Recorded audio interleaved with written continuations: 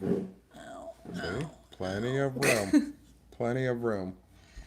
And the microphone's on this time. I didn't forget that. Let me grab my drink and my notes. Yeah. I'm ready for a nap. I'm ready for a nap too. Hi, people. I didn't get the note. Never mind, I got it. You always say that, and right away you're like, never mind, I got it. Got it. Twitter. Tweet.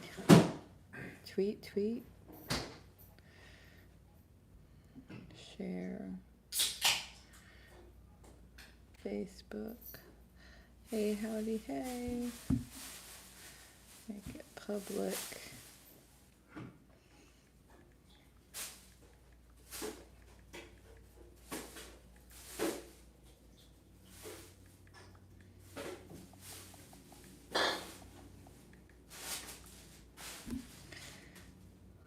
Hi, people. I have one more share to do. Yeah? Yeah. Oh, Cindy, hello. What's happening? Thank you for joining. We see some people coming in. That's awesome. Thank you for taking time out of your Saturday morning to come hang with us and talk about the all-new Disney Genie. I'm tired. Lisa's very tired. We had a big breakfast this morning. We went out, so... And also, Lisa's over... I'm still pregnant. She's still pregnant. Brianna, hello. How are you? Hi. Yes, Lisa is still pregnant, and she is over it. You're over it. Yeah, she just wants the baby to come now. Pretty much, last doctor appointment. I loved the 2 options he gave me. Oh, 2 options. Always have 2 options. The options were awesome. Yeah. You'll either go into labor any day, or you'll still be pregnant for your next appointment. I know. Thank you. I figured that much out for myself. I love those people. That's what I pay doctors for. I'm just saying, just for those like little comments, I love them. Like, this is what I pay you for. To tell me the 2 most obvious options. Yeah. God, I love doctors. I should have been one. Oh, break at work right now. Oh, on break right now. Yes, Brianna, on break right now. Awesome. 4 a.m. Dear Jesus. Hey, they get up start work as early as I do. All right. Let's just jump into this, shall we? I don't want to make this too long. It is kind of going to be long already, just because it's so much information. And I really wanted to break this down so everybody understands, because there's still a lot of confusion, a lot of questions. So we were going to go live when we first heard about it, but like my emotions were in the way. You know what I mean? Like, I was I'll just say it. I was very angry. But I had some time to like cool down, think about it, go over the information again. Plus, I wanted to make sure I had all the correct information for all of you. And now I'm going to talk to this. Woosah. So, here we are back again, and a lot has changed. Possibly to some people, this change is for the worse. Some are accepting of this. And some have found like a little gray area, like they don't know where they really stand on this right now. Rainy afternoon when is it not raining in the UK? Every time somebody comes on here from the UK, they're always like, it rains. So it's like the movies. It always rains. It's like Seattle. It's like living in Seattle. Seattle rains all the time. So I feel the best way we should talk about this new FASTPASS system going from the free stuff to the pay to the expensive pay. I think in this it's a logical order I think we should go in. Okay? So, the free version, Genie itself. Disney first talked about Genie, I think it was 2019 at the D23 Expo, where they introduced or said what's coming new is a new Genie, which is pretty much like a My Disney Experience app, which is supposed to be better than the My Disney Experience app to help you plan your vacations, your stays a little bit better so you have more control over them to get the most out of your vacation, be hassle-free. That's what the initial setup was. And that's a great idea. And my first thought, now this is going back in 2019, so we got to go back to get forward to the future, or the present, I should say. My first initial thought of Genie was, great, another app that's probably not going to work. Because the My Disney Experience app does not work a lot. It's a good concept. It's a very good concept, if it works. But Disney's, even prior to My Disney Experience app, just the Walt Disney World website always froze. Stitch is always going on the page saying Stitch ate the page or something like that. So what's the likelihood of this one working? I know. I didn't have a lot of high hopes for this. I was like, oh, another app. Like, you can't already fix the current app you have right now. So I didn't really have high hopes for this. So here we are, 2 years later, and Disney finally releases what this Genie app is. And let me tell you, a lot of people could have set their hair on fire for this. Now, we did get some insight on what this could possibly be, and this isn't surprising because we talked about this in our last live, and we were discussing more of Disneyland Paris, right?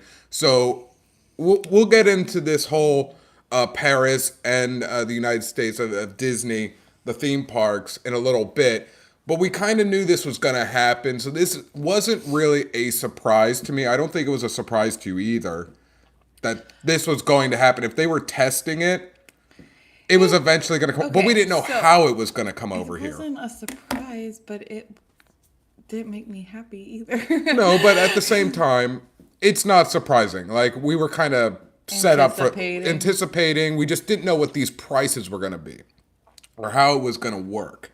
So let's go into the free version, which is Genie itself. Now, it's an application, like I said, through the My Disney Experience to help you plan for your vacations better. You already have a question. Yes. Already have a question. Is it Robin Williams Genie or Will Smith Genie? It's on the picture. It's Robin Williams Genie. Good.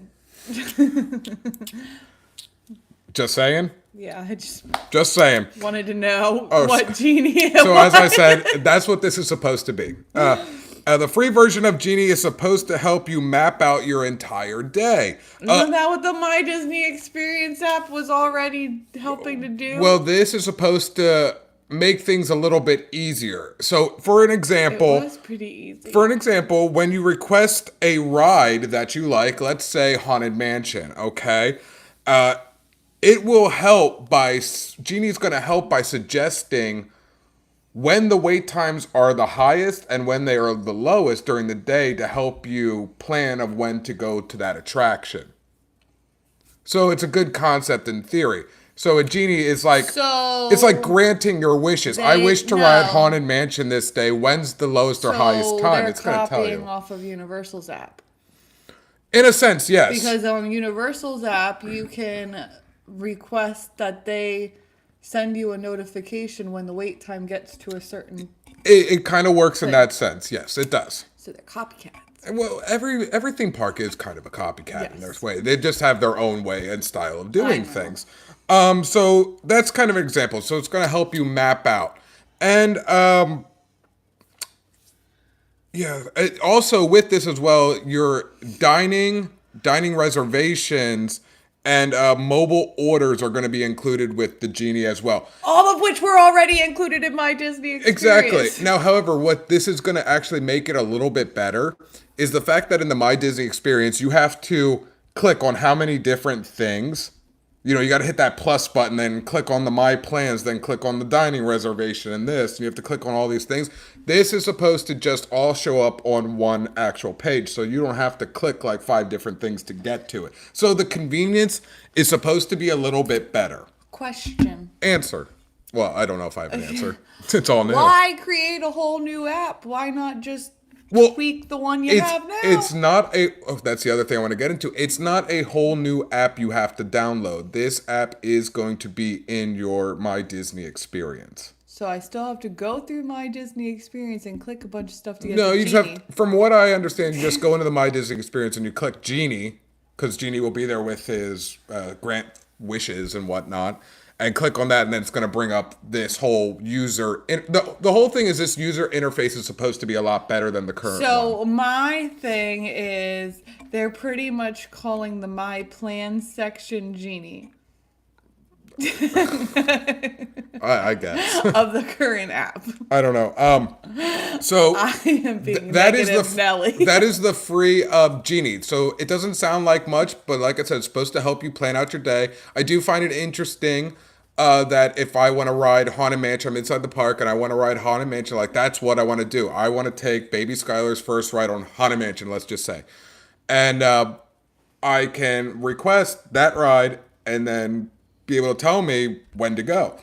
At its lowest time or what's the highest time. Now, this is obviously going to change during peak seasons. Or you could get your exercise and just, I don't know, walk by the ride. Or, better yet, get on the My Disney Experience app and just go to the current wait times to see if you want to ride it right then or there. Well, with that, what are your other thoughts? Because this is pretty much already done with the Genie. That's what it is. Do you have any thoughts on this? Concerns of just this portion, the free? Well, my concern is always just when it comes to Disney that their apps don't work. But I just don't. It sounds great. And they're like trying to like talk this up as if like this is the newest and best invention that they're coming up with. Everything they're having Genie do, though, the current app already does. For the most part. It's supposed to be a better user interface, is what it's supposed to be. We'll see how long it goes without freezing. That remains to be seen. My thoughts on this, on the free version, we're just talking the free Genie, is wait times have to be 100% accurate for Genie to work. Now, how many times have you gone up to a ride? Let's just say Haunted Mansion, because I've just been naming that. You like that ride? I do. And let's say it's let's just say hypothetically an hour wait. Okay. And you're like, well, I don't want to wait an hour, but how many times have it been where you've heard somebody say, oh, it said an hour, but it was really only like 35, 40 minutes. And you go, damn, I wish I would have just waited in line if I would have known that. Especially like post-COVID, not just Disney, but like any of like the theme parks. They're putting these wait times and like none of them are ever. No. So for like, this for to the work, most part, the majority of them are like half the posted wait time. Exactly. So for this to work, because I know Disney will really exaggerate a wait time because that area may be too crowded because everybody wants to go to it in hopes that people will venture off. But in this situation with this app, you have to be 100% accurate on these wait times for it to work. I think you have to. The other thing of my thought process is Disney's Wi-Fi has to be so much better. Yes. You need to upgrade that Wi-Fi system because there's a lot of dead spots in Disney World where you just have to get off the Wi-Fi and use your 3G, 4G, 5G network. The World Showcase is like, one of the worst. One of the worst. Yeah. It's like known for the Wi-Fi to shut down. Exactly. So Lisa's correct. The app can't freeze all the time, so it has to be a good working user interface that is up to date, constantly new versions, so it doesn't crash. Wait times have to be incredibly 100% accurate, I think, for this to work. If you're going to use that user interface to work in that such a way to tell me when the highest and lowest wait times are possible for me to return to, has to be accurate. And that Wi-Fi system, it's got to work. It's got to be better because there's many times you're just going to probably miss out on it if you lose signal on the Wi-Fi. You might miss out. Yeah. Not everyone has unlimited data, so yeah. I mean, it's a concern. It's a real concern. I'm not knocking anything. It's just it needs to work this way. If everyone's gonna be on it, yes. Because let's all face it too. Like fireworks, for example, or parades. Yeah. Everyone's using the Wi-Fi during that time because they're all wanting to stream it. Take video of it, what have you. And what does it always do? You lose connection. So yeah, Let's take a couple. Is there any questions on here before we move to the fun stuff, to the paid fun stuff, as I like to call it? Cindy said, "Sounds like everything is now just being put into one space, easier to find, I guess." Yes, and We'll see. that's kind of what its purpose is supposed to be. Just one space, one area, not clicking 5 different things. Someone wants to know if we're going to Chicago. Chicago. No. No, I'm not going to I Chicago. don't know where that question came from. I would go to Chicago to see CM Punk fight because he just made his return. VE, I really dislike the assumption that I want to be on my phone all day. Agree with Lisa. Let me just walk the park and make my own decisions. That's me. That's true. I'm that person that, like, I'll just walk laps around the park. Yes. And then as I see, like, rides with shorter lines, maybe it is because I'm a local, too, so, like, I'm not necessarily planning ahead. Like, oh, that line's not that long. I don't mind that ride. Let me hop on it. Especially for this time of year of how incredibly hot it is. So, like Lisa said, we take laps, and then if we're like, oh, man, it's really hot, let's get out of the sun. Oh, Figment has a 10-minute wait, which is practically a walk-on. Let's go on that, just to beat that heat. So we're very much on the fly, I guess you could say. But again, we're for local. For us. Yeah, we're local. But everybody is going to have a different situation. I understand, obviously, people coming down on vacation like to try to plan ahead because, well, you're only down here for so long. The average is probably, a week? And Probably. Most times, because of how high priced Disney is in general, it might be a once-in-a-lifetime thing. So I understand you want to pack it in. So this is where it's going to come a little trickier. And you're going to be forced then to be on your But then I feel cell like phone that's the whole wasting entire time too, though. But it is a thing. But let's face, even now, like where I may pull out my phone to look at the current wait times for maybe a ride that's on the other side of the park. By the time you pull it up and you walk over there, it could change. So, like, I feel like people are going to waste so much time trying to study the best possible way about getting on every ride that it's going to be like the hex from the middle. The line that they finally get in is the line to exit the park. That's right. The line that was actually moving. It's exiting.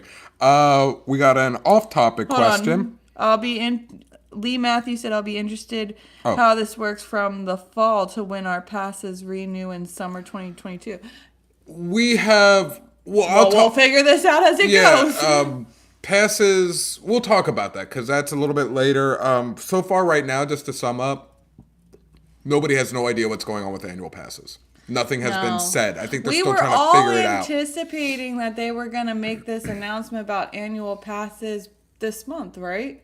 I think is what we were all thinking because current annual pass holders had gotten an email that had said that Disney was no longer going to be giving the complimentary magic bands when renewing or purchasing new annual passes. I thought it was starting August, or was it September? Yeah, now but nothing ever came of it. So now we really they're talking about releasing information sometime in the fall, I think, for annual passes. And Cindy just said, "Do we have any clue as to when in the fall?" No, nothing. No dates. No dates. Fall?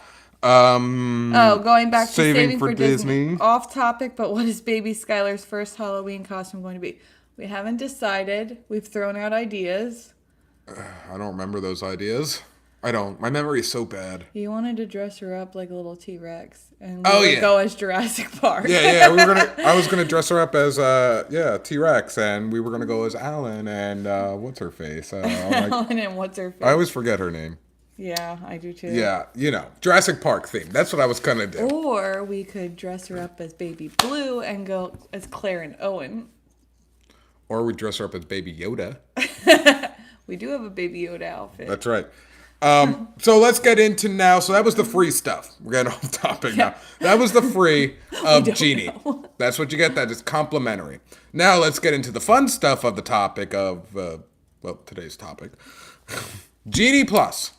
Now, this is what is killing FastPasses.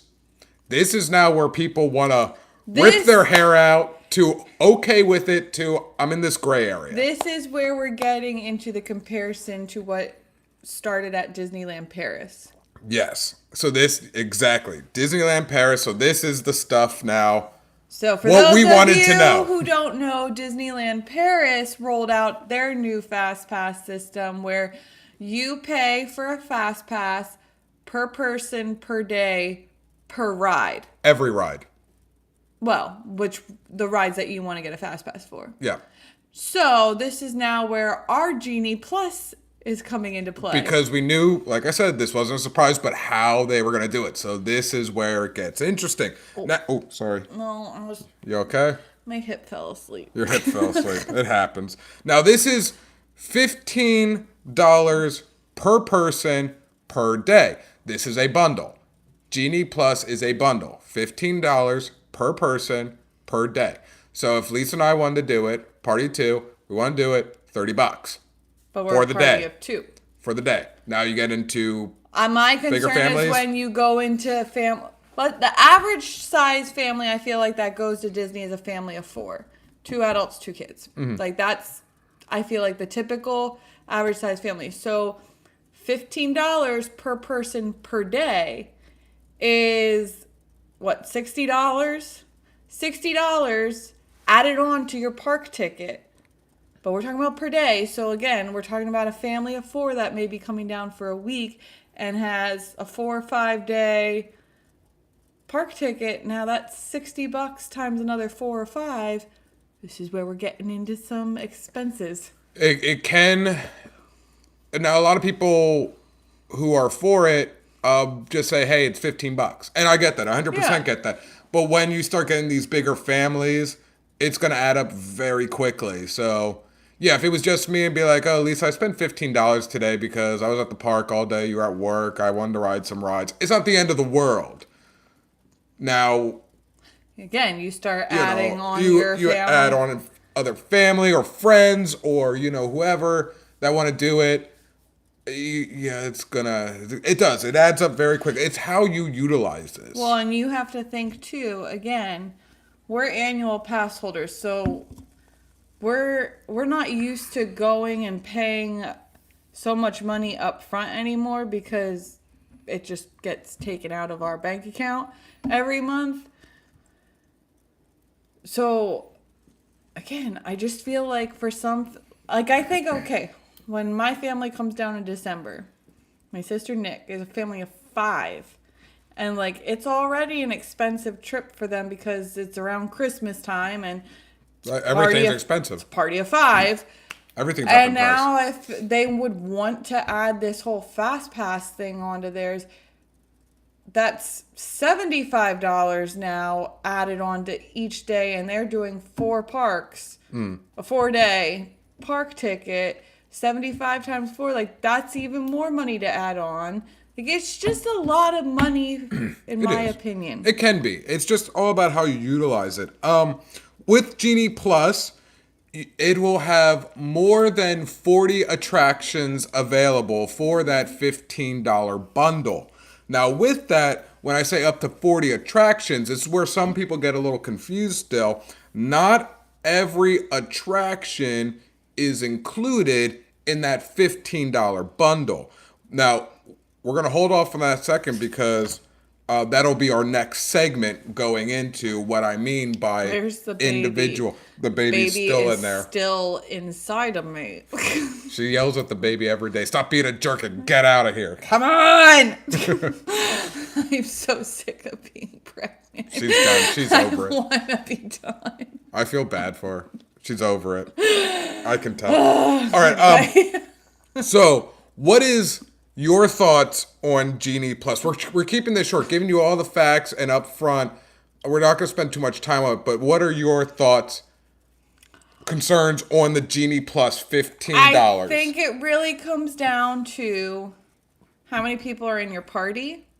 It does. That's and what attractions are you actually wanting the FastPass for? Because if the rides you want the FastPass for isn't even included in the $15, it's waste of money. And now again, I'm coming from a local perspective, no longer I kind of lost my vacation mode perspective because it's been so long since I had to be in that mode. But there's only a few certain attractions in my mind that I'm definitely like, I wanted a FASTPASS for. Yeah. Pre-COVID, when it was the previous FASTPASS system, it was, Flight of Passage, and depending on the time of the year, I wanted the Safari. There were just certain rides that it was like you wanted that FASTPASS. And other ones you were like, I can kind of figure out like what time of day to go to get into a short line. So for me, is it worth it? Depends on the rides that you want to get on with a FastPass system and how many people are in your party, because that can get really expensive. Like you said, 1 or 2 people, it's just an extra $30. Maybe $15, $30 isn't that bad, but you start adding families of 4, 5, 6. Now I'm going to say I'll just be there from open to close and get on as many things as I can. Well, that's another thing too. And going with the money side of it, I want to let people know, or still, I agree with Michelle. This is an option. You do not have to buy this, okay? No. There are standby lines that are still available if you don't want to use this option. Now, when I was going to go with you on the money thing, now it is $15 per person per day. So let's say you're a family of 4. Let's just say that's about the average, 4 or 5. So it's 15. What is the quick math on that? For what? For 5. 5 would be $75. $75 a day. I would suggest not doing it every day. Maybe like out of, let's say, a week vacation, 7 days, maybe I would say use it only 3 days, Or maybe you don't have only to at use it every day. parks. Or certain parks, certain things. I can understand a lot more people. To try to keep that cost down instead of $75 a day. I can see a lot more people wanting to spend the money on the park day that they're at Magic Kingdom. Why? Because that's the park with the most rides. Maybe at Epcot, people are going to be like, I don't really need to pay for FastPass. There aren't as many rides. We can definitely squeeze them all in and still be able, to walk around and relax. So it might just depend. I mean, it's also going to depend on people's interests too. But like, I can see a lot more people willing to spend the money for a day at Magic Kingdom and not so much at maybe some of the other parks. It really depends on what you want to do. I agree with Michelle's statement. She said she doesn't like the fact that you can't get the next FastPass until the one reserved has been used. So this is kind of where they're taking from the old system. But the old system, you were allowed to reserve 3. And then once you used up your 3rd one, then you could get another one. But this one, you can only get 1 at a time. And you can't use that. Yeah, you have to wait till you use it. See, now this is to where get your next one. With that, so thank you for bringing that up, because I want to touch base on that. That is my thought and my concern. Now, I don't think this is really going to happen. I think Disney will do better than my scenario I built in my head, but it is a logical scenario that could very well happen. So this is worst case scenario. Okay, what if you pay $15? And it's a really busy day, and everyone else is using Genie Plus, okay? What if they are? And Genie says, next available time to ride a ride that you want, so we'll just say Haunted Mansion, is until 6 p.m. So you have maybe this huge gap. You were there all day. You used one at, let's say, 11 a.m., and now your next one's till 6 p.m. Till 6 p.m. Then after you finally use your 6 p.m. one, everything else is gone. Everything's sold out. And then you think to yourself, damn, I just spent $15 per person per day, or per person to ride 2 rides. To get on 2 rides with your FastPass. I think Disney will do better than that. I'm hoping that they will do more back-to-back times. But this is, like, my mind always goes to worst case situations.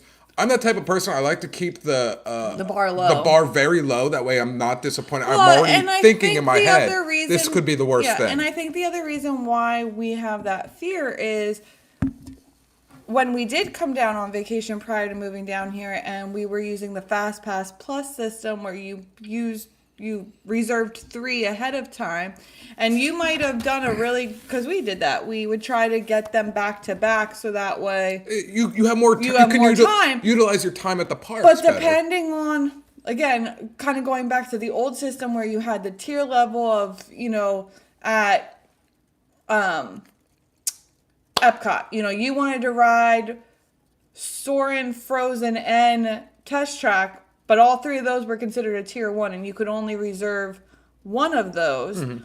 So you pick the one that you got. Let's say Test Track, for example. You got your 2 other ones, but by the time you used your 3rd one and you wanted to get to a fast pass to use, let's say for Frozen, because you have little kids who adore that ride, now by that point, that might actually be sold out now for the rest of the day, and that was at like noon.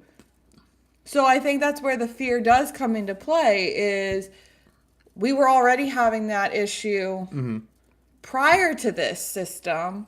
So the likelihood that could happen, you never know. I mean, all right. So that sums up Genie Plus, the $15 per person per day, up to 40 rides. Not all rides are included. We're going to take a couple statements or questions from here that you guys left because I don't want to ignore anybody. Yeah, I don't want to ignore anybody. So, Diz Chewy Foodie asks, are there kid prices for Genie Plus, AP discounts, or DVC? As of right now, I have not read anything about kid pricings. So this is what I'm going to say. This is if I had to guess on things. Okay. I would say assume that you're going to pay the same price for everybody. I'm going to say kids. Assume. Was it 2 years and younger are free? So, yeah, for those kids, you still wouldn't pay. I would imagine it's the same system now. And then any kid that's over 2 is going to pay the full price. Like, that would be... you're going to pay $15 for that kid. And like I said, anything younger than 2 or 2 and younger is going to be free. That's how I'm taking because that's the current system. There's just not a lot of things for them to ride. And also, they don't take up a seat. Yeah, that's how they look. They look at it as a lap seat, kind of like airplanes. Yeah. They look as a child as a lap seat. Once they hit a certain age, you have to pay for that because child. They gotta otherwise sit you on don't. Their own seat. Now, when it comes to AP discounts, nothing has been said about annual pass holders or discounts in this system. So a lot of APs are really. Again, I'm going to say that this is a no. We're concerned as APs to see what this could be because this could be into that whole new annual pass membership. Like, are APs going to have to pay or is that price going to be included? Nobody really knows right now. What I foresee happening, I don't think there's going to necessarily be an AP discount. I think, like you just brought up, when Disney World announces their new annual pass holder system, I think depending on what level pass you buy will determine how they roll that in there. Yes. With it. That's just my guess. Let's V I'm just going to say. Also dislike that you have to get up and reserve your rides at 7 a.m. the day of your visit. It's enough that I have to get everyone ready and out the door now that too. I don't disagree with that. Yeah, and there's plenty of families too that, especially with younger kids, they're not going to drag them out of bed. They're going to kind of just let them sleep. And when they're up and, then they'll go to their hotel area and have their breakfast. And then from there, they're going to go to the park. Like, not necessarily saying that everybody in your party has to be up at 7 a.m., but someone is. Kind of like right now, if you want to get on Rise, you got to get up. You got to be up. So you got to be ready to go by 6:45 on your phone, ready to keep hitting that refresh button. And again, if everyone's going for the same type of fast pass, you're gonna have gonna have that same issue of, like I want Flight of Passage and come on, I can do it. And again, what time slot are you going to end up getting when everyone's on the app at the same time? Are you going to get lucky and you're going to get it earlier in the day? Or are you going to end up being the poor person that gets it at 7 o'clock at night and now you can't, again, you can't get another FastPass until you've used up that one. Exactly.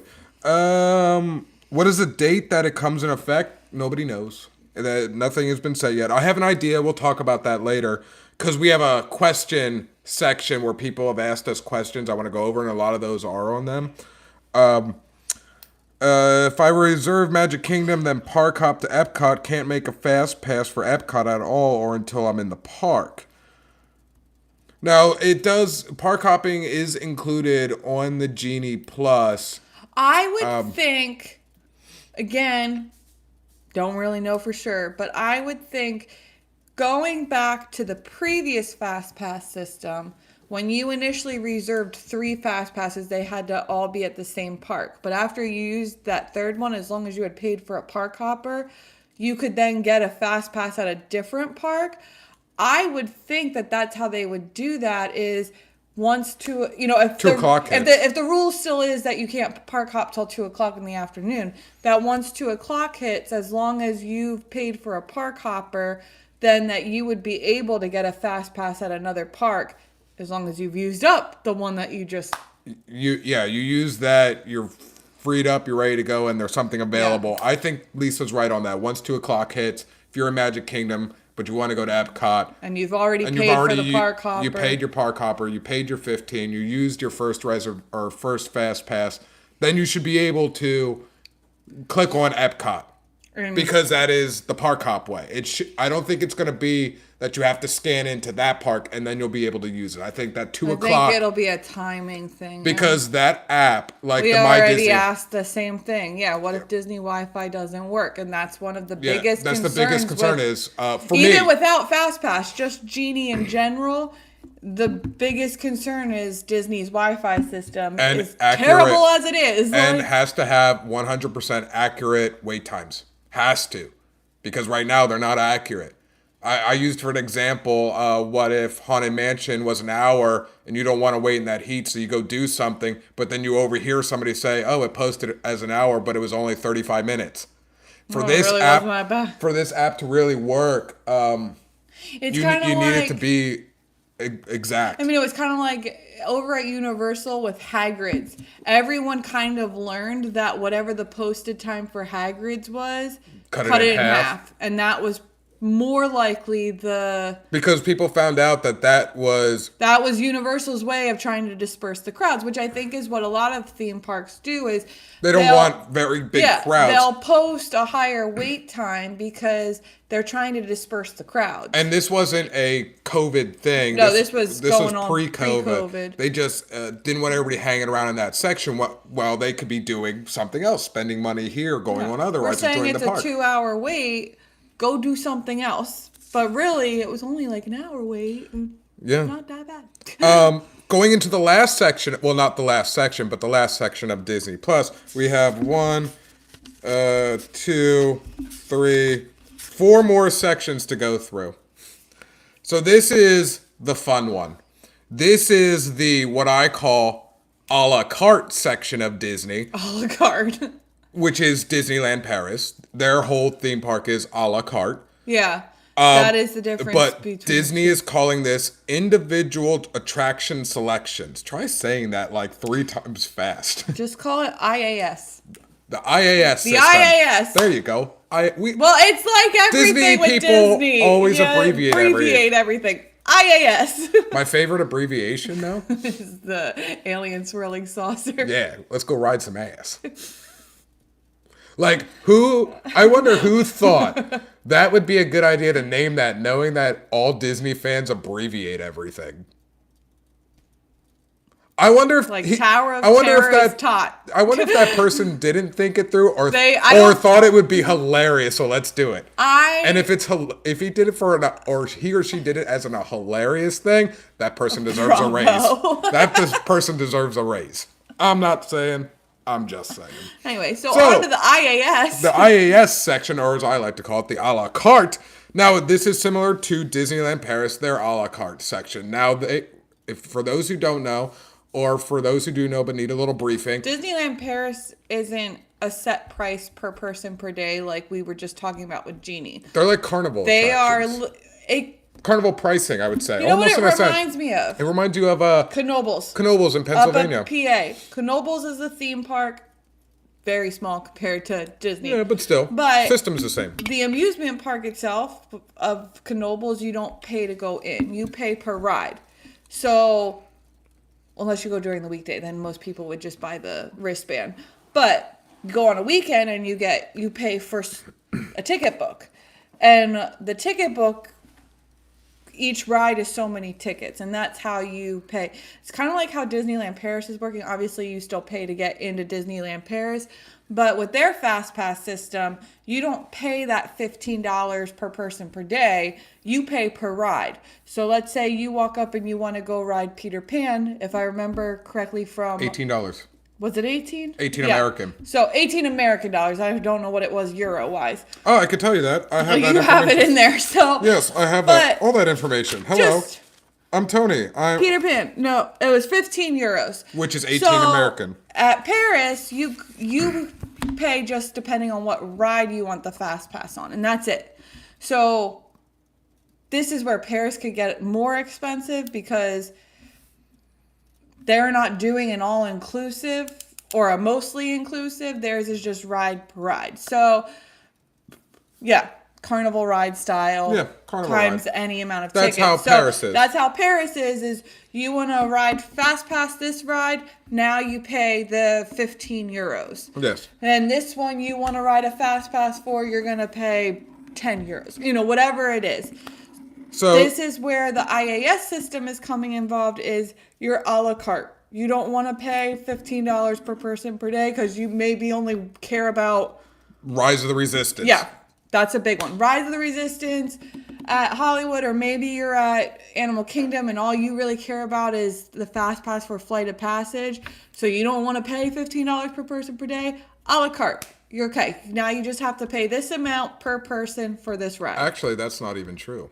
Go ahead. That's not, because a lot of people think that, and I thought that too. But when reading this, so let's say, for instance, Flight of Passage, you just use that as an example. That is not in your $15 bundle. That's automatically a standby or an individual price. That's not in your bundle. You can't choose that in your $15 bundle. No, I know. But what I meant by I thought you meant... that is the only ride that you cared about. So I thought that you meant something else. I'm sorry. Like, you don't care that, like... The safari, for example, is going to be included in the regular $15 per person. But let's say, like, you're not that big into the safari, or you really don't care about having to wait in the standby line. I understand what you're saying. I took it differently. Sorry. Yeah. Now, if you're someone that wants fast passes for all of the rides plus Flight of Passage, you have to still pay that $15 per person. If you want to do that bundle. If you want to do the bundle, and then you're going to add on, let's say, I'm just throwing out a number because we don't know the pricing yet, another $10 per person to do the fast pass for Flight of Passage. Yeah, so that's your, let's just say, hypothetical money for one person. That would be, let's just say, $130. I'm going to round things up. $130 for your ticket to get into Animal Kingdom. $15 for your bundle. Per person. So you're at $31.45. And then, as Lisa say, let's say the time of the year is slow season. So that would be, let's say, February, if that's still considered a slow season. We'll say $10 on top of that. $155 for one person.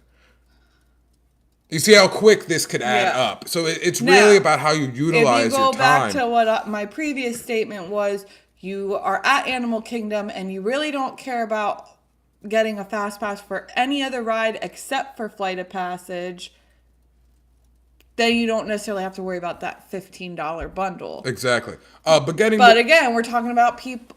The average person coming to Disney World is the vacationer. It's not the local. So that person is probably going to care more about trying to get into the FastPass system because they're only down here for so long. Unlike the two of us, where we look at it as, if I can't get on that ride today, it's no big deal because I live here and I'll just come back another day to get on it. Exactly. Now you do have the option, like your option for Genie Plus, this is an option. You don't have to buy into it, but you can buy into what Disney is calling this as well, not just individual attraction selection, the IAS. It's also the Lightning Lane, which is their individual FASTPASS, I guess is how they're looking at it.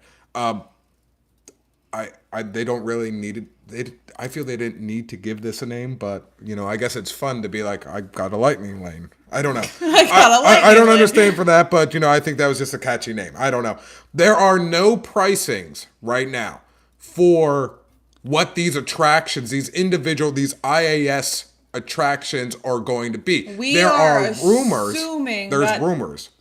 The rumor is anywhere from $8 to $20 per ride.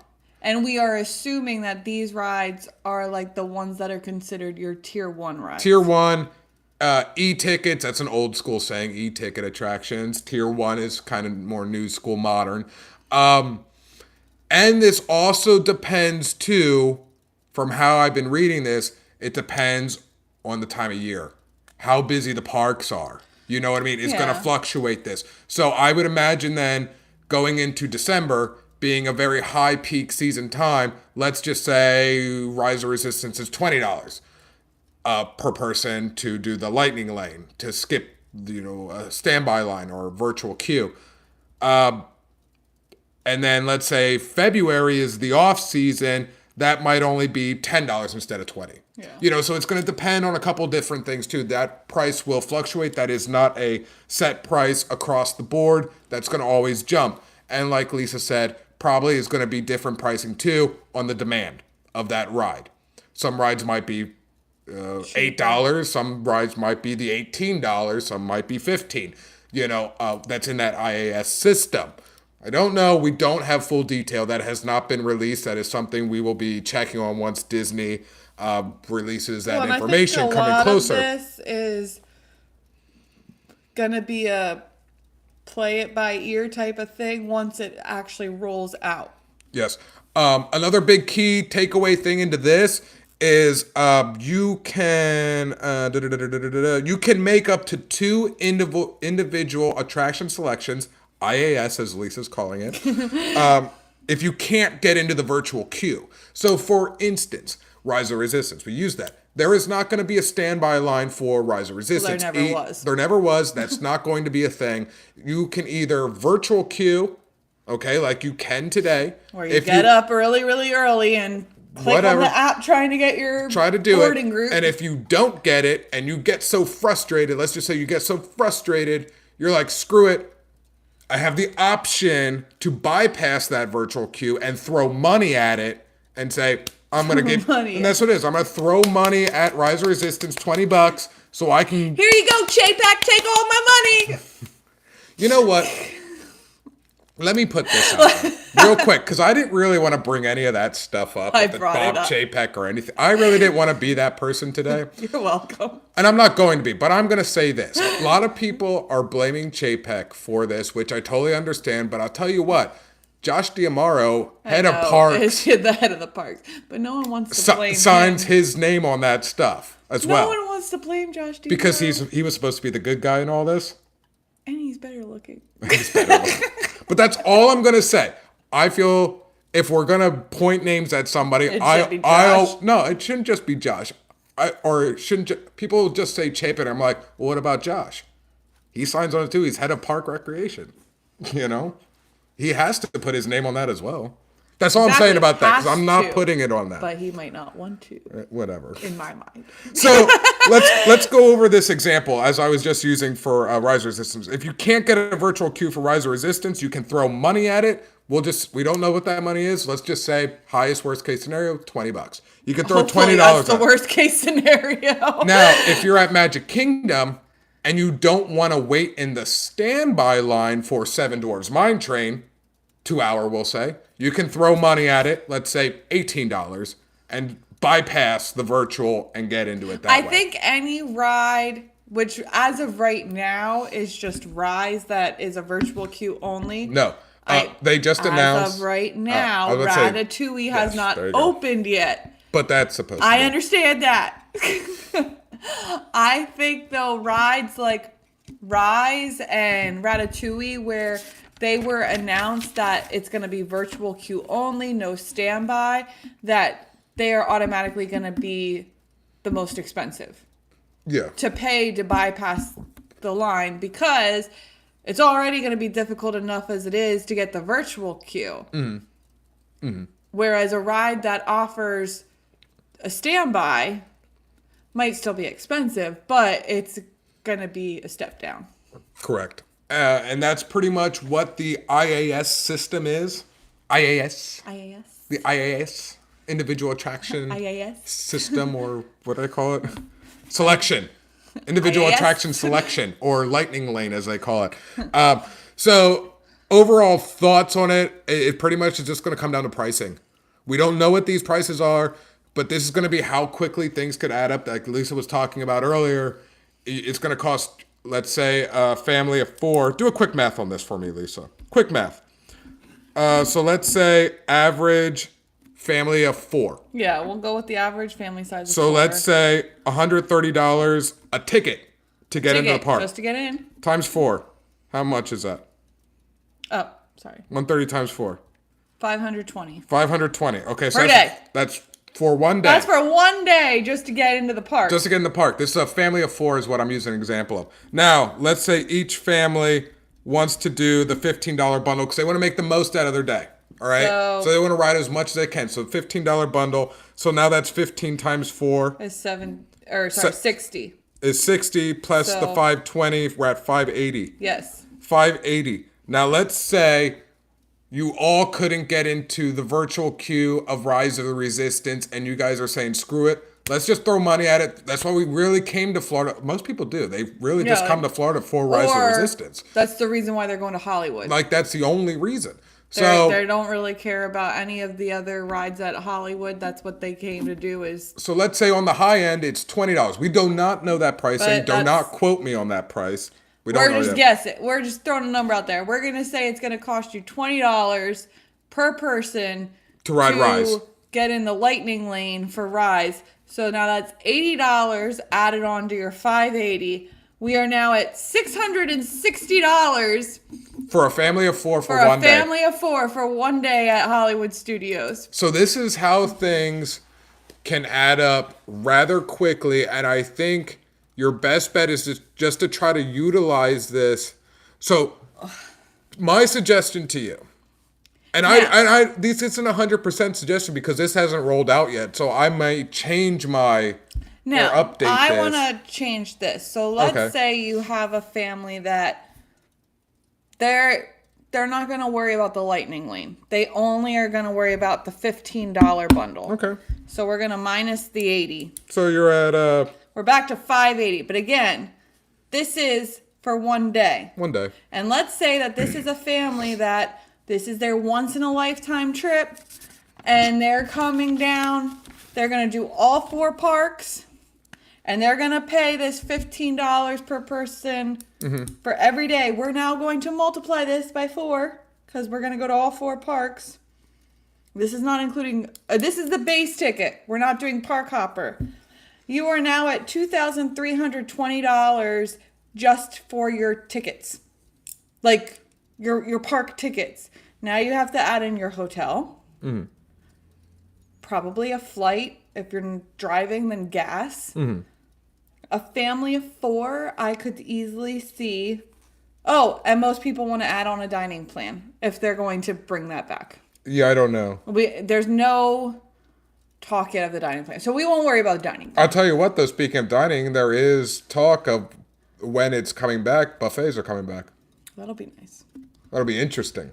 Well, yeah. Because of how the world is right now, even if those are vaxxed or not vaxxed, just in people's mind, do you think people are going to want to go to buffets? Well, so... And use the utensil? But that's off topic, so we should say that for another time. I don't know. Yeah. But anyway, so you're looking at $2,320 for your family of 4 to go to all 4 parks, base ticket, not park hopper, and that's including your park ticket and your $15 Genie bundle. I would say, here's how I would really do this. just imagine family of 4, just say an extra $60 to $70 per day on top of that. And that depends, because I don't think you'll really do the individual every day. I don't see a lot of people doing that, but the $15, that is possible. I see more people paying the $15 bundle. $60 to $70 per day. Because again, I think they're gonna. I'd say figure out that way. I think it's gonna depend on the rides. It really will. As of pre-COVID, well, even post-COVID, well, not really post, whatever. Post-reopening, Flight of Passage, you could still do a standby. They never made that a virtual queue. So let's say that does not become a ride that they only do virtual or IAS.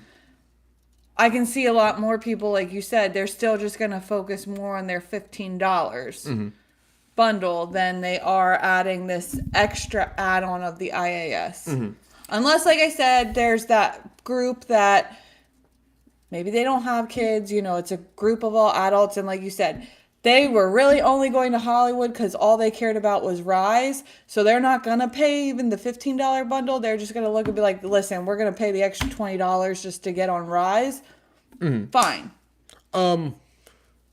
Yeah, you just don't know. We just really have to wait till this money comes out, or the pricings for these IAS systems. Now I want to get into the random facts. Cindy asked, can you do rider switch for Rise of the Resistance? I would assume that you should be able to do that, just like you can do on any ride. I would just assume that, obviously, because it's a little different because they don't do a standby. They probably, I would think, are going to give you like something to hand back to them to show that, I don't know. It would be something. Because currently the rider switch, the way it works is, you go up and to like the FASTPASS lane pretty much, and you say like, hey, listen, we need to do a rider switch because we have a kid that can't ride this, whatever.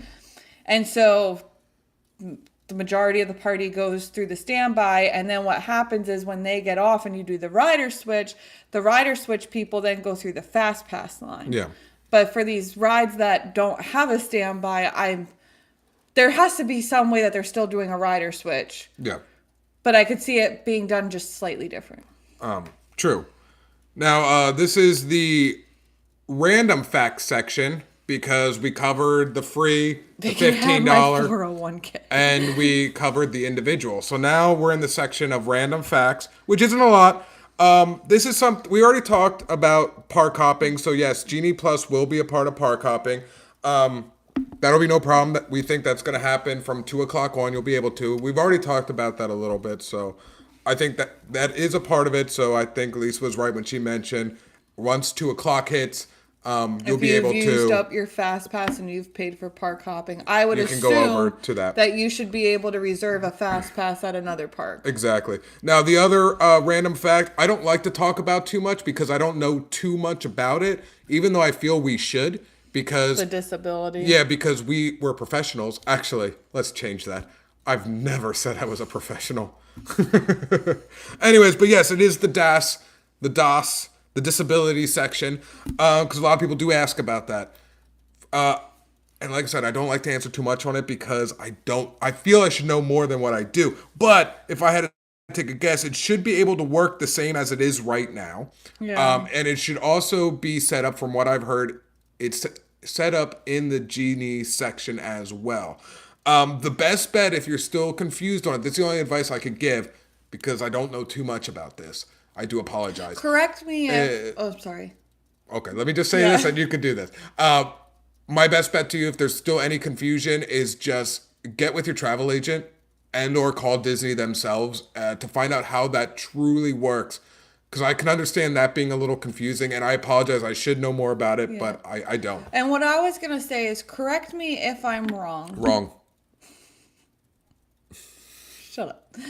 Because we aren't very familiar with the disability. Yeah. I mean, we know people that have used it, and so when we've met up with them, they've added us onto their disability pass, but like we don't use it on a regular basis to fully understand it. A ride like Rise, for example, where there is no standby and it's all virtual queue, How would that work? do they even really do disability for that line? Because the whole point of a disability pass, from what I gather, is it's pretty much kind of like it's like a fast pass in a sense. Yeah. What they, you go up and you explain that you have the disability pass, and what they do is they tell you, like, let's say, for example, the current wait time is an hour. They'll tell you, okay, you can come back at any time today after 1:45, and when you go to that ride, then you scan in through the fast pass lane and you go through. But with the virtual queue ride like Rise, you're already not waiting in a standby, so to speak, because they're only calling so many boarding groups at a time, and it's already pretty much a walk-on because they never did a standby. So do they do disability for a ride like Rise? Are they going to, and since they announced that Ratatouille will be a virtual line only as well, like, does anybody know how that works with disability and with Rise? Well, we'll just talk about Rise of the Resistance because that's the only one open right now that is a virtual queue only. I don't know. There's that much information right now. I think because No, this being I'm so not new, talking about this new thing. I'm just talking about in general. Now, can you use your disability pass to get on Rise? I wouldn't say Or do why they not. look at it as, well, you already don't have to wait in a long line? Like, you're already not going to be waiting in this line for 5 hours because we're giving virtual pass. Like, I don't know how that works. Or if it doesn't. I don't know. You know what? Do they actually offer disability for a ride like Rise? Next time I'm at Hollywood Studios, I think I'm actually gonna ask a cast member. Because that is a very interesting question. I don't know. Because the whole point of the disability pass is so that you can bypass the standby line. Yeah. It's a fast But pass. everyone riding Rise is already practically bypassing you still go through the standby queue, but No, you're in the virtual. Because that's what they're trying to do. Yeah, you're just walking right through the standby queue when you get called back. I would have, I don't know. See? So Yeah, I'm going to ask a cast member. Just because that is a very curious question. I think I know what their answer is going to be, but I want to get confirmation on it. So I don't want to just make assumptions. Hoping maybe somebody who watched knows someone or is someone that uses the disability pass that could say, like, yes, they do it for that ride, or no, they don't. I don't know. I don't know. Moving on. We're now in the... Sorry, that was just... It's okay. No, it's a very good question. I just thought of very that. Good question. Now we're in the questions we have gotten section. And we've also asked ourselves. So one of the questions we have gotten was, when will it start? No release date as of now, but if I was a betting man, I would bet October 1st. 50th. The 50th. That is the most anticipated. That's when it's going to be heavy footsteps. I would imagine that would be the best time to implement it. Yeah, or at least do like a soft opening, a test, we're trying get all the bugs out, Like, you guys are all guinea pigs, but at the same time, we also understand that there's going to be these hiccups, and we're not going to strictly adhere to this either. I could see them doing that. Individuals that use... Yep, that's exactly what I was going to say. Still have to join a boarding group like everyone. Okay, so... They don't necessarily do the disability. I was actually going to say that, but that's when I stopped myself. Well, that's what I was thinking too, but I didn't want to just assume that. That's why I kept saying, you're already bypassing the standby. So, okay, so... It's the same thing. They have to do the same way. I would think that you could still use your disability through the Genie app, but any ride like Rise or like Ratatouille where it's going to be you either do the virtual or you throw money at, that you're... I don't want to say your disability pass is invalid, but it's not going to make a difference. It wouldn't. I don't think it would make a difference. I don't think it's going to make a difference. Ride specific. Yeah, on those types of rides. Rides like Frozen, for example, different. Now, I think your disability pass would work the same as it does now. Yeah. Will it be limited spots for Genie Plus rides? Now, how I took this and how I answered this. Oh, go ahead, baby. She got the baby bladder.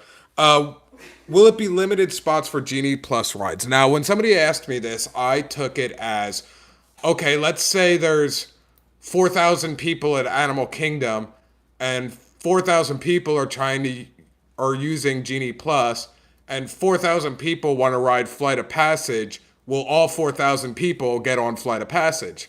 That's how I kind of took that question, and even though that would not happen that way, but me, worst case scenario person, I would imagine it would have to be limited, kind of like Rise of Resistance with the boarding groups. Once all the boarding groups are filled, they're not giving out any more boarding groups.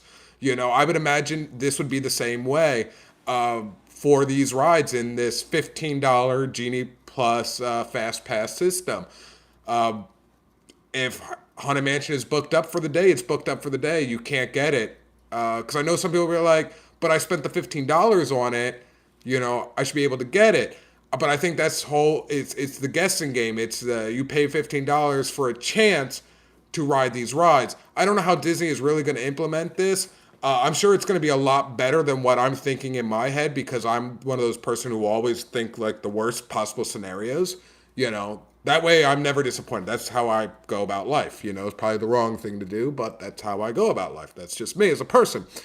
But I think it would have to. Once those rides are up, those rides are up. And if you couldn't get it that day, you could always try the next day, if you wanted to spend the $15. I was talking about the question was, will it be limited spots for Genie Plus rides? And I used the example, let's say there's 4,000 people at Animal Kingdom, 4,000 people are using Genie Plus, 4,000 people on Genie Plus are trying to get Flight of Passage. Does all 4,000 people get on Flight of Passage? And that's what I was saying. Well, they don't get the fast pass for it. Yeah. They are going to be waiting in the standby. And I was using Rise of the Resistance. Like, once their boarding groups are up, there's no more they don't release anymore. However, I would say, though, at the same time, there are people that may have gotten, let's say they got on at the beginning of the day, and when they got on, they got a fast pass for Flight of Passage, but let's say it wasn't until 7 o'clock that night. Mm-hmm. And let's say they got to the park at open and they decided to do standby, and then they went on their app and decided to throw away that fast pass because they want to try to get another one since it's... Yeah, they need to be able to. So I would say, just like prior, pound the app. Pound the app? Pound the app. Because you might be able to. Because people do throw passes away. Yeah. And you're able to even get on and grab it. Even if it says no slots available for Flight of Passage, you could still just keep trying like you can now. I wouldn't see there be much of a difference. You still have that chance to possibly get it. Another question we got are, what rides are considered individual attraction selections?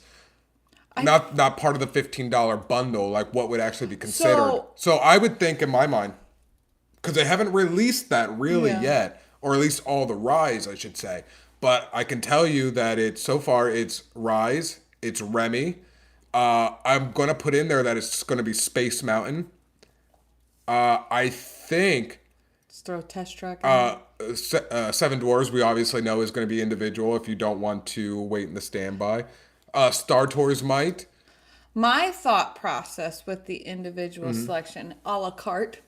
It's an a la carte. Is I think, again, we don't know, but I feel like any attraction could be included in that a la carte. Mm-hmm. But like, some of them may also still be included in your $15 bundle. So I think going back to, if there's a party that they don't necessarily want to spend $15 per person per day because they only care about maybe certain rides of getting fast passes, that it might be that you could pick any ride off of the individual selection, but it's only going to be worth your money to pay each individual ride if you're only really going to get fast pass for one or two rides. Yeah. Whereas if you're trying to get on as many fast pass lines as you can, obviously your $15 bundle is the best way to go. Yeah. That's my opinion. Now, there are going to be some of those rides, like we talked about, that there's no option. They're only on the individual selection. So on top of your $15, you also have to pay this if you want to try to bypass the line, like on Rise of the Resistance. Yeah. No, I agree. That's just my guess. I could be terribly, terribly wrong. Oh, sorry, I took your phone too while I know. while you were explaining because I was looking at some questions. Mickey and Minnie's Runaway Railway. Yes, I think that is going to happen. Diz Chewy asked, who is the bass player for The Clash? Paul. That was very random. Okay. Paul. Hello, hope baby Skyler's doing great and ready. Yes, hopefully Lisa's over it. She's over being pregnant. She wants Skyler to be here now. So another question is, do I have to purchase? No. No, you don't have to. So again, if you're Standby lines will be open. However, we do know there is going to be no standby line for Rise or for Remy's Ratatouille. So if that's a ride that you want to ride, Virtual, or are you going to throw money at it? Try to get on the virtual, or suck it up later on and pay the money to go ride it. But you don't have to pay all this extra money.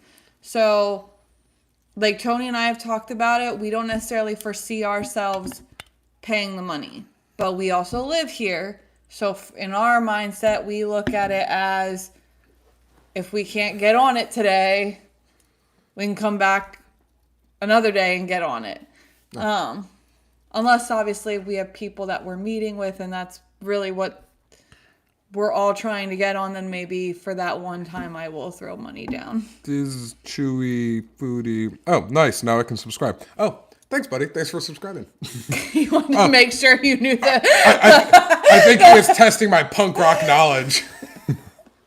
I would not have known the answer. Testing that punk rock. Maybe he saw the Minor Threat shirt. I don't know. It was like, let me see how punk rock he is.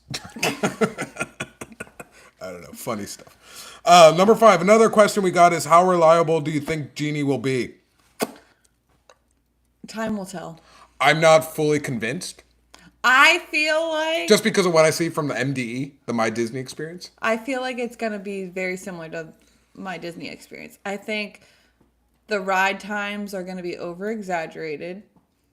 Yes. They need to be accurate. I feel like the posted ride times, whether on My Disney experience or the Genie, are going to be over-exaggerated. Yeah. But I feel like if Genie's there to tell me, like, this time of day is the best time to go ride the ride, then with that, they should be giving more accurate wait times. But do I foresee that happening? Not really. No. So it's just going to depend on how good the user face is.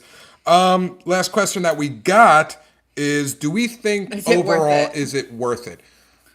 Now, I'm going to speak for me because I can't speak for any of you. I can't. Everybody's situation is going to be different. So I cannot tell you yes or no. All I can do, or we can do, is give you this information that which we are doing, and you can base it off that if you think it's worth it for you. For us, I can give you our example. For us, living in Florida, and the closest park is Animal Kingdom at 20 minutes away, so we can go roughly anytime we want, theoretically. It is not worth it for us. However, do I think we will use it sometimes? I think yes. And the reason I'm saying that, now if it was Lisa and us by ourselves, I think we'll use it come day one just to see. But in reality, her family is coming down for Christmas in December.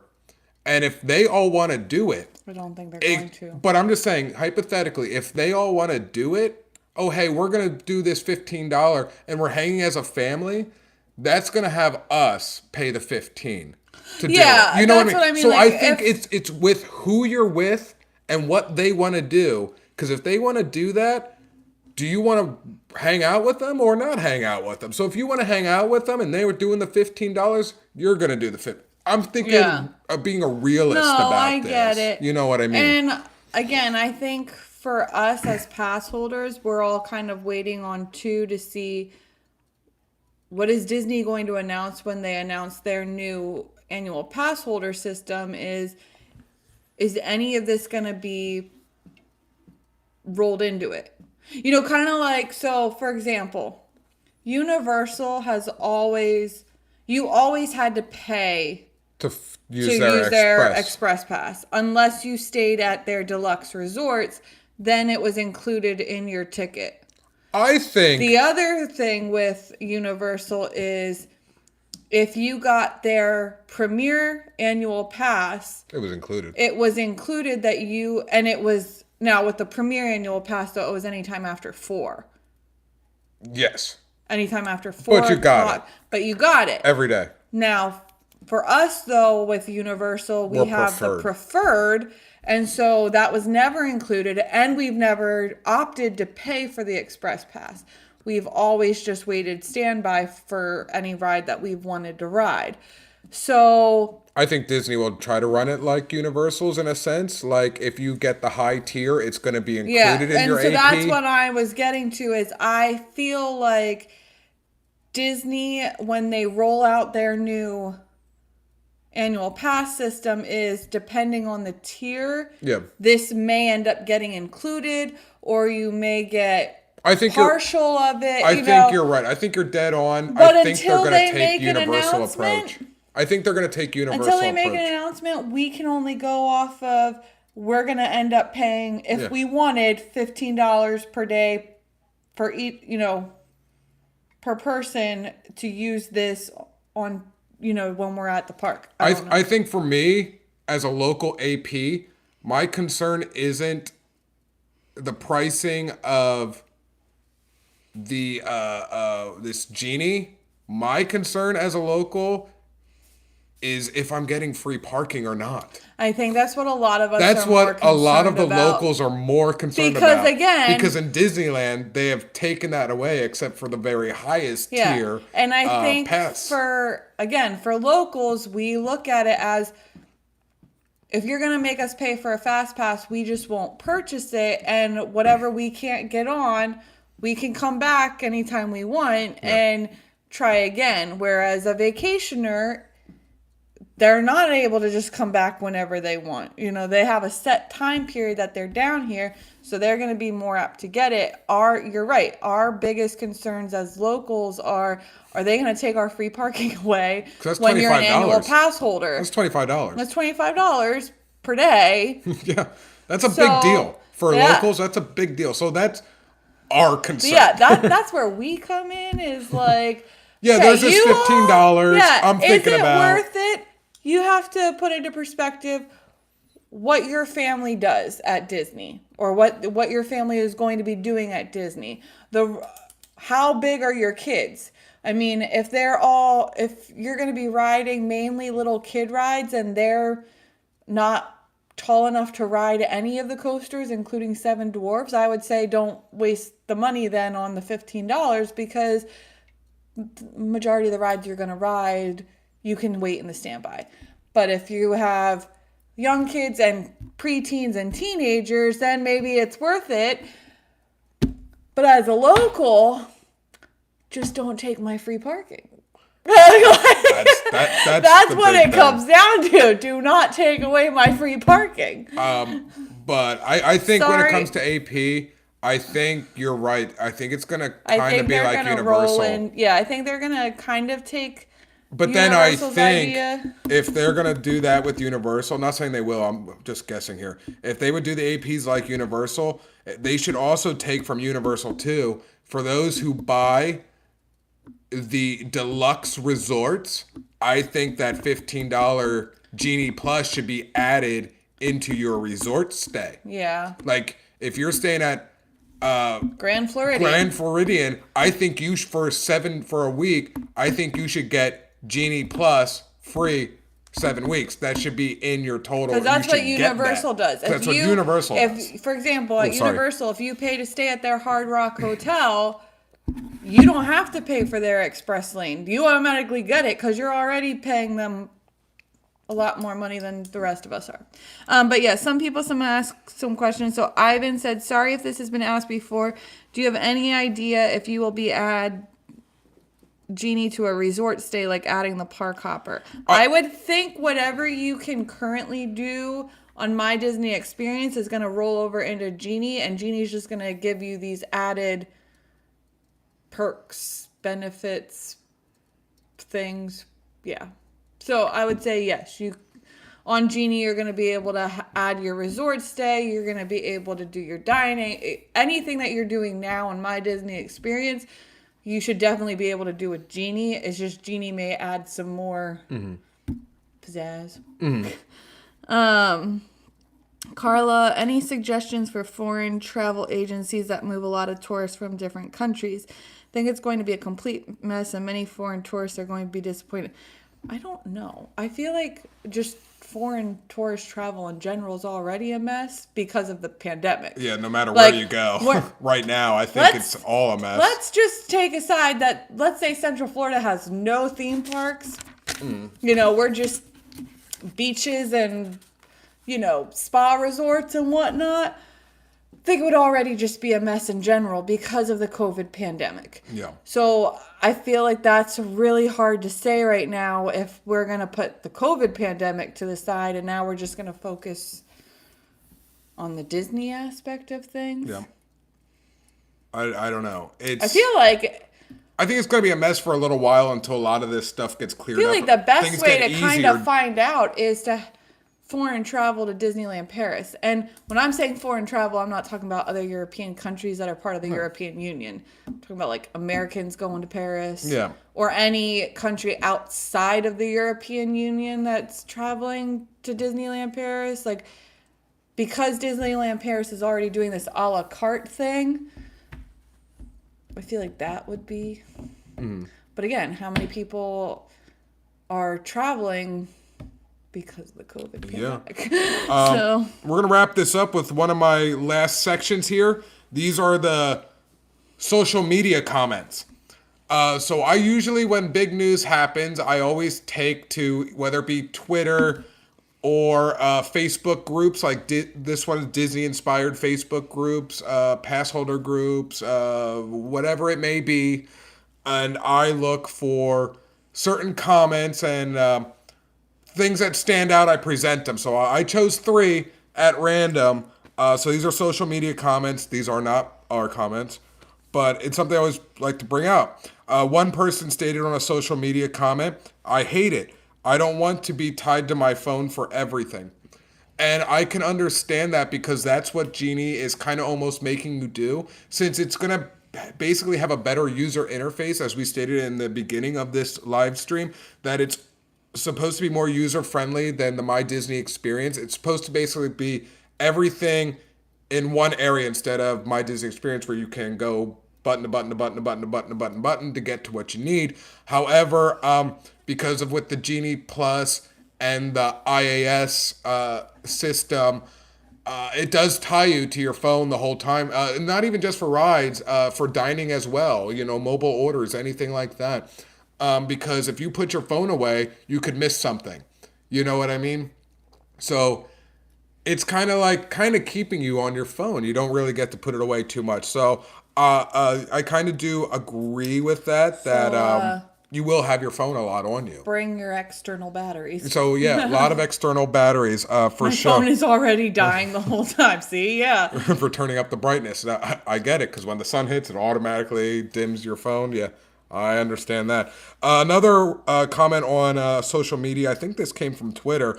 It's all about increasing revenue, not guest satisfaction. In the past, guest satisfaction increased Disney revenue. If Disney needs to be careful, if the magic disappears, so will the revenue. That's true. That is true. I often think of anytime Disney has made an announcement that has been, I don't want to necessarily say controversial, but some groundbreaking announcement. Yeah. I always think of, if Walt were still alive today, how would he feel? Would he be in agreement with the Disney decision? You know what? Or would he be just as upset? And the reason why I say that is the whole reason Walt had initially built Disneyland was he wanted some place for families to be able to go on like a Sunday afternoon, you know. But see, But also a place that adults could be kids. But he was a businessman at the same time. So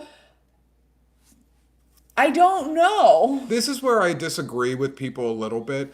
or I don't get like upset or anything like that, but I always get the like, not roll my eye either, but something in that fashion when people always bring up the whole, what would Walt have said? What would, because we don't know. Walt's not here. I know. And yeah, that people change so much, and giving back then, that was his main goal. But if he were alive today, who's to say that he wouldn't be making these same decisions? Or, looking at it differently. We don't know, because times have changed so much. Well, and businesses and corporations. Did he really see his corporation? He didn't see it growing to the size that it has. So being as big as it is, sometimes people then only see dollar signs. People change. You ever hear that expression? Their thoughts switch on and off like a light switch. It could have been the same thing that could have happened to Walt. We don't know, and we'll never know. But I understand what this person is saying. And I also, Stacy said he wanted an affordable place for all families. And yeah, that is what he said. And that's why I think a lot of us often look at it as, has the Disney company strayed away from Walt's vision? But again, I understand what you're saying is, if Walt were alive today, being from someone that probably did not expect for his corporation to get this big, would his vision have also changed? Where, let's look at any business for that matter, that they have a vision statement. Does that company always stick to the vision statement? Well, I think we can all give examples of any given business of how they didn't stick to that vision statement, because you do get caught up in the business it's almost in a sense like, in this day and age, you're forced to raise your prices.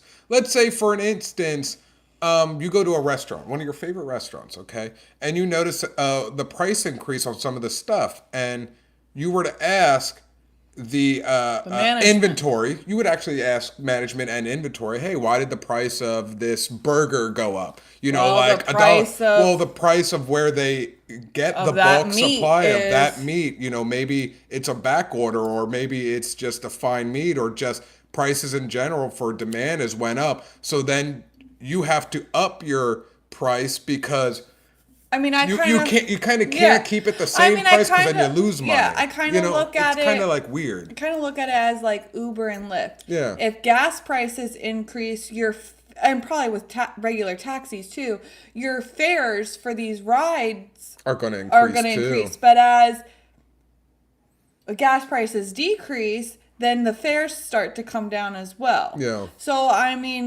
think again, it's any business, you're going to have this thing. But I think when people look at businesses like Disney, they increase, but we never see them decrease it when things start to come back down. I think if Walt was alive, in my opinion, prices would be up, because he would be forced to.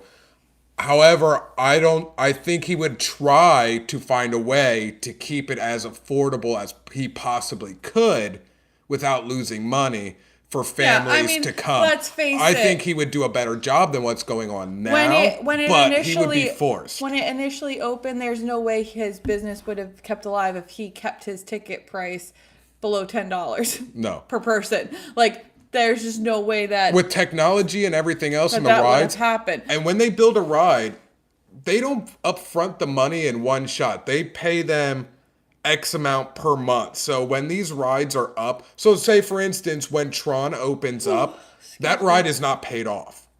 You know what I mean? It's not paid off. That ride is done, it's completed, it's ready to be used, but Disney is still going to be paying a monthly bill, on that construction team for that.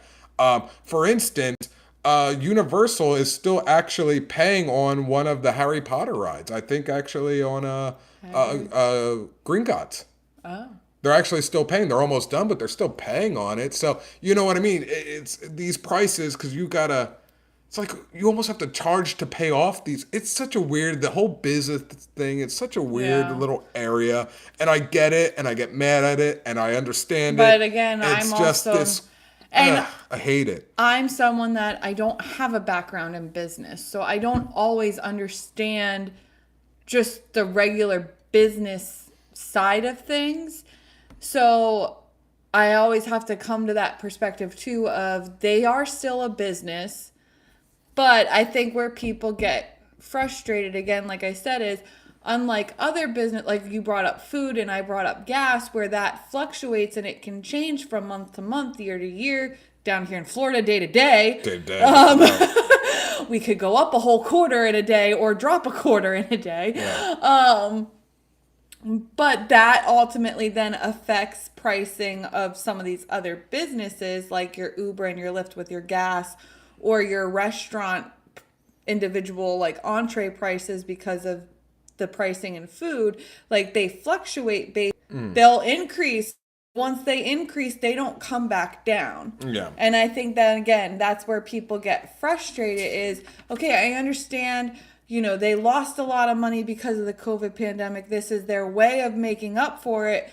But they also know that Disney's never going to go back down to the price it was pre-COVID. Why? Because they know people are still going to pay the money that they're charging now. Mm-hmm. I don't like using post-COVID, but post-reopening, that's where the frustration Yeah, I think prices are just going to always continue going up. I predict, sometime in the future that this $15 bundle is going to go up in price. Yeah. I don't think it's always going to be $15. The last social media comment that I saw that caught my attention was, I think this came from Twitter as well. Disney Genie Plus is not a fast pass. You get next available time for one ride at a time. That's a virtual queue. That's true. It's a very true comment if you think about it. And after I read that, I actually took a minute pondering, stroking my little fuzz right there. And I was like, it is a virtual queue. You're paying, because I couldn't get into the free virtual queue. I'm going to say, well, screw that. F you guys, I'm going to pay for my virtual queue. It's and just that's kind of like, is true in a sense. And it's kind of like when pre-COVID pandemic and Rise of the Resistance first came out and they announced, listen, this is boarding group only. We are not doing a standby queue, even though they had built one. Let's face it, the virtual queue is just a FASTPASS. That's all it is. That's all it is. It's just you're given... You have a 50-50 chance to get this FASTPASS. Yeah. It's just that you don't have the option of also getting a FASTPASS on top of the virtual queue. Your virtual queue pass is your FASTPASS. Just like post-COVID when Universal was trying to disperse the crowds because, again, Hagrid's was the big ride. Now it's Velocicoaster, but Hagrid's was their big ride. And so when they reopened... Do you remember that 10-hour wait? That was on opening day of Hagrid's. We went on the third day, and we waited... We did not wait 10 hours. We waited 3 or 4. It was like 3. 3? Still, 10-hour opening day. I watched 2 World Cup games in that line. I remember just randomly, because you just brought up, I remember watching live the aerial view photo or video, and where this line really came out to, and it was 10 hours. So, I remember that. When Universal reopened, from COVID pandemic, they had then made Hagrid's for a while that after a certain point in the day, they switched it that they were not doing standby. It went straight to virtual. Your virtual queue was just pretty much a FASTPASS. That's all. It was, here's your time slot. You can come back to ride the ride. Yeah. Is what it is. These virtual queues are pretty much your FASTPASS. Yeah. So you do your FASTPASS is your virtual queue. So you get your virtual queue, one ride.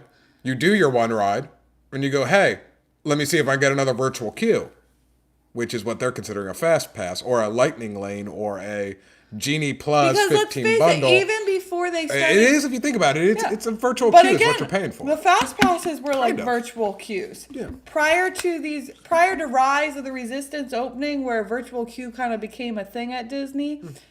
All FASTPasses were pretty much virtual queues. But you could make more selections at a time. You could. But what I'm saying is you were free to go ride other rides because you knew that you had a designated time slot to come back and ride that ride. Yeah. That's what a virtual queue is. When you get your boarding group for Rise of the Resistance, now granted, they don't give you a designated time. You're given a number and then they'll notify you when Yeah. they've called your boarding group, but you are now free to roam around the rest of the park and go on all the other rides. And when I saw that comment or that statement on Twitter, I couldn't argue it. Now that you bring really that couldn't. up, I was like, couldn't find any argument to go against that. I was like, that's Yeah. When you think about it, virtual queue. He was right. It was a virtual queue. That's it. That's all the information I got from your free Genie this is almost a to 2-hour live. your $15 Genie to your IAS individual attraction selection.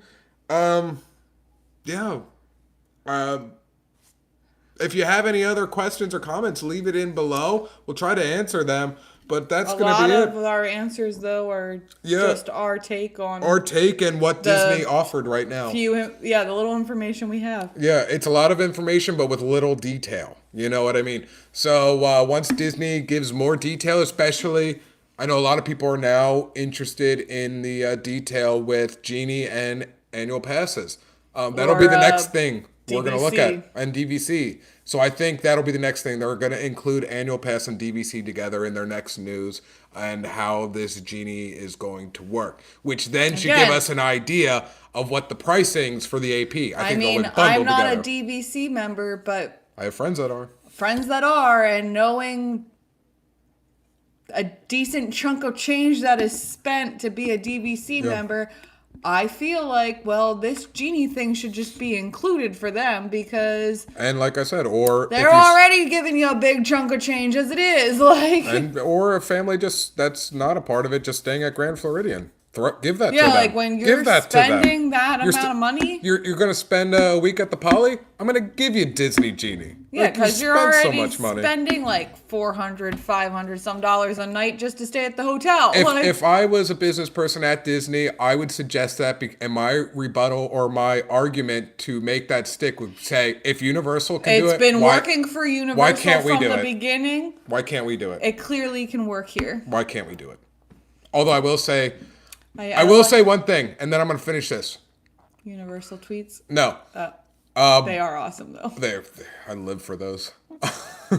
I thought the pricing was going to be much more worse. I thought Disney was going to rob us blind, but when I saw $15, and even with adding it all up with families and this and that and how much it would be for a day, even though it's pricey... It's not as bad as what I thought Disney was going to do. We were anticipating it. Because when you compare it to like SeaWorld, which is like $90 for their FASTPASS, or Universal, their Express Pass is $70, starting at $70 and depends. Disney is still, whether you like it or not, Disney is still the cheaper option out of all the others. However, there's always a however, which is true. There's differences between the way that Disney is running this new FastPass system, and I'm not going to speak for SeaWorld because I don't go to SeaWorld, but Universal, how they run it is, yes, Universal, if you're looking at just the price, is more expensive. However, Universal doesn't give you a time slot. You just show up to the ride that you want to ride, you show them that you've paid for Express, and you ride that. So you could literally hop on every ride you want. If you wanted to. Multiple times. Yeah. So in that aspect, is Universal better? I still think Universal's running it better. It's pricier, so I still don't think it's worth it for you or I. But the perk is I don't have to get on an app and choose only two or only one or wait till that one is done to do another. I can just go and do it.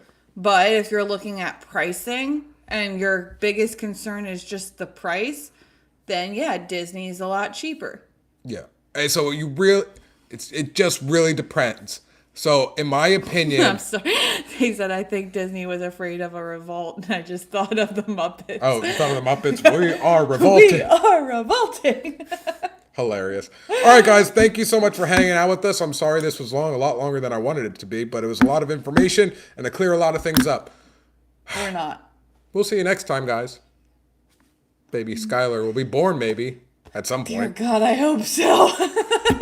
We'll see you next time, guys. Thanks for hanging out. Vlog. Benito.